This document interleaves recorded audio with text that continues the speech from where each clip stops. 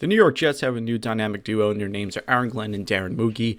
What's going on, everybody? I'm Rob with RJF Media. Welcome back to the channel. If you like what you see, please hit the like, share, and subscribe buttons down below, as well as leave a comment. It helps this channel grow tremendously.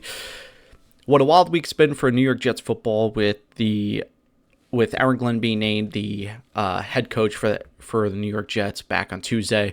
And today, Josina Anderson at the NFL Insider broke news on social media that Denver Broncos assistant GM Darren Mougey is set to be hired as the next Jets general manager. And a lot to get into, right? As you all know, I am a big fan of the Aaron Glenn hire. I just think he brings a different attitude. I'm completely fine with him being a rookie head coach and being on the defensive side of the ball. To me, Aaron Glenn has a lot more invested into this team personally than you can really say about any other candidate. Him being a Bill Parcells disciple, being here at the Jets' lowest point, and then seeing that transition into the '98 team in which they had a ton of success. Played with the New York Jets for 8 years, highly successful, 24 interceptions in that time, a few kick returns for a touchdown. Dynamic player, great player, all-pro type player, and I just think he brings a toughness and an attitude. He knows what the expectation is for the team because he's been around that type of head coach before, and again, seeing that turnaround. Like I said, being a Parcells disciple, also being under guys like Dan Campbell and Sean Payton, who are very similar to Parcells, no-nonsense guys, expect you to know your job, show up, perform, no nonsense, no attitude whatsoever, show up, do your job, and that's how you get on the field. And I think that will really carry over, having all those type of mentors with similar skill sets. I think it'll be extremely beneficial to changing the culture of the Jets team. And that's why I was okay with them hiring Aaron Glenn as head coach before going out and getting GM. Because, look, I said from the start that I think the head coaching position was much more important than the GM. And I think that the way this can work out with Darren Mougey now presumably being named the next GM and being a rookie, I think this can all really work out if you let Aaron Glenn have control of this team. I think he had a part in picking Mougey, being in those interviews, discussing with the front office personnel and the 33rd team, and of course Woody Johnson to be like, hey, this is a guy I can work with. I laid out my plan to him. This is how I want to build my team, because, again, the head coach is going to be the guy that's in the front of that locker room every day. He's going to be on the field, training those guys, getting those guys ready, and being a motivating factor for those players every Sunday. And that's why it was a much more important position for me for the Jets to go out and get, rather than GM, who is really there to supplement what the coaching staff needs. So I really think that this can work out, even with two rookies in two of the most important positions, if they just let Aaron Glenn do what he needs to do.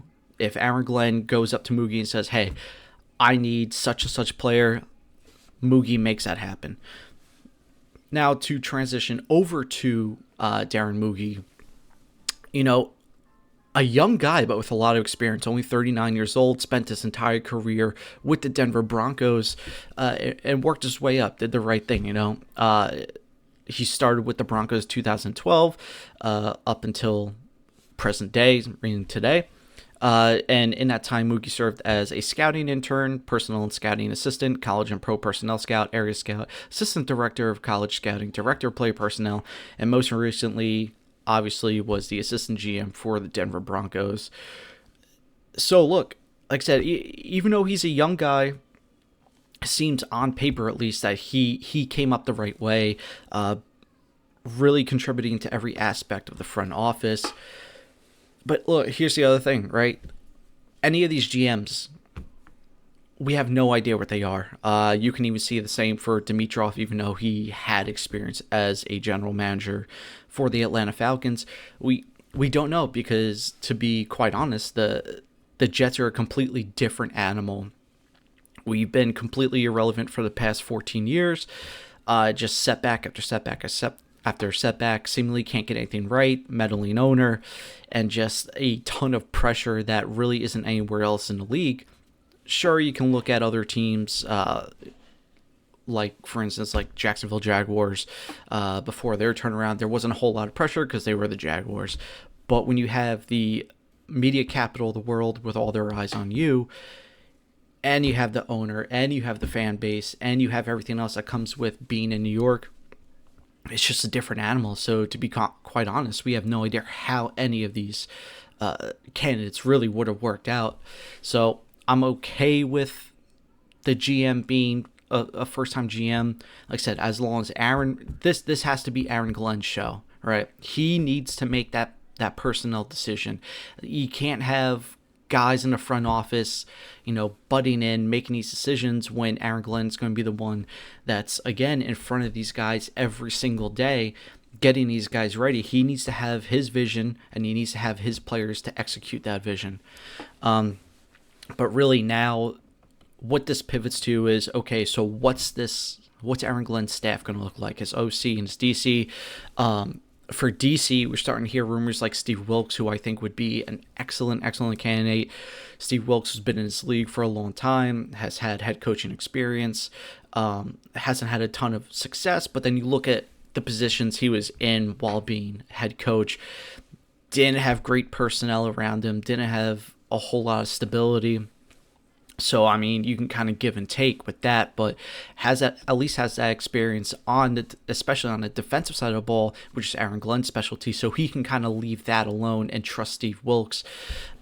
He can kind of lean on Steve Wilks for, advice. What would you do in this situation? How would you handle this? And he can kind of be there for a mentor for Aaron Glenn, while, like I said, letting Aaron Glenn kind of focus more on the offensive side of the ball and special teams. Now, as OC, it gets a lot more interesting. You're hearing just a ton of names throughout there, kind of like the whole head coach and GM. There's a lot of conventional names, unconventional names, the new hot candidates that we're seeing from Zach Rosenblatt, at least. The top three is Clint Kubiak, the Saints offensive coordinator, Scott Turner, the Raiders offensive coordinator, and Nick Caley, the Los Angeles Rams pass game coordinator. Now, look, when you look at those three, you kind of look at how all three of those offenses performed. The Raiders were 27th in total offense. New Orleans Saints was 21st in total offense, and the Jets were kind of somewhere in the middle, in the ranked as 24th rated offense. But then you look over to Nick Caley and you see what that offense looked like in the Los Angeles Rams. Started off super slow in the beginning of the year, ended up heating up and winning their division, making the playoffs. But then you also have a guy like Stafford, who's a ton of experience, has won the Super Bowl, probably going to be a Hall of Famer when it's all said and done. But you also look at some of the injuries they had. You had guys like Cooper Kupp, who regressed a little bit, who had injuries. Puka Nacua, who kind of regressed a little bit without Cooper Kupp there as the 1A, 1B, whatever you want to consider him. But this offense still continues to produce at a very high level, with the Los Angeles Rams having a upper half ranked offense, even with injuries, even with all the adversity that hit them this year.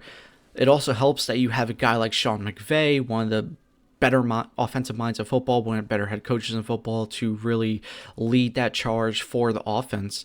And then you look at Clint Kubiak and Scott Turner for the Rams and the Raiders respectively, and those are two teams that had a ton of turnover, just a lot of adversity and a lot of inconsistencies with their personnel this year. Obviously with the Saints, with Derek Carr being hurt at times, you didn't have Michael Thomas again, Alvin Kamara regressing, not looking like the same, offensive line regressing. There's just a lot of regression. So how much do you really put on Clint Kubiak for that?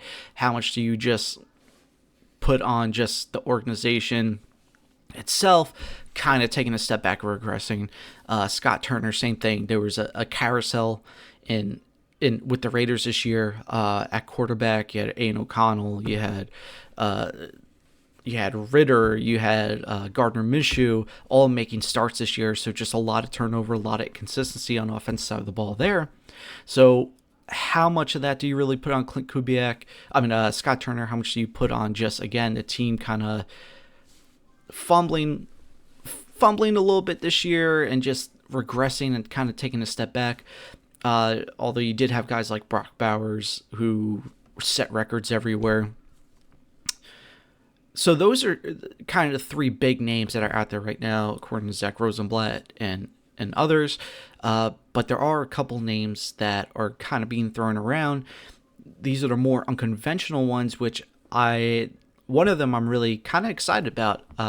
You have names like Todd Haley, the former Cleveland Browns offensive coordinator, Josh McCown, the Minnesota Vikings quarterbacks coach, and Mark Brunell, the Detroit Lions quarterbacks coach. Now, Josh McCown and Mark Brunell, I'm probably higher on than most people. I think both guys, having been around the NFL for so long, having long playing careers, both playing for the Jets, and you see the success that their quarterbacks on their teams are having. More importantly, Josh McCown and Sam Darnold. Sam Darnold's career looked to be pretty much over. Looked to be like a career backup. Never really found his footing in the NFL. Had a couple good games here and there.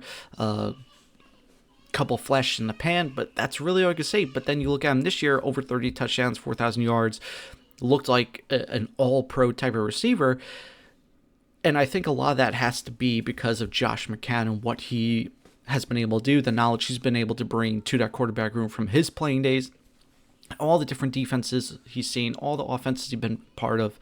I think, and his former acquaintance was Sam Darnold when they were both on the Jets. But the one that really excites me is Mark Brunell. Obviously, ties with Aaron Glenn, both of them being formerly with the Detroit Lions. Now, the big thing with Mark Brunell is, are the Lions going to bring him back and maybe promote him to offensive coordinator? If not, I think this would be a really, really interesting hire, which, again, I'm totally okay with being a first-time OC.